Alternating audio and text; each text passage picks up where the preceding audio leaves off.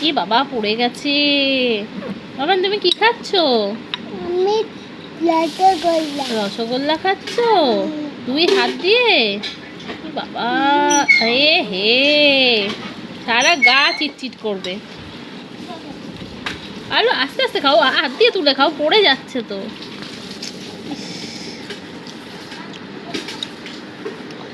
ওই যাচ্ছে তো বা। রসগোল্লা খাচ্ছো? আরেকটা খাবে তুমি? তুমি রসগোল্লা ভালোবাসো? খুব ভালোবাসো? আর কটা খাবে?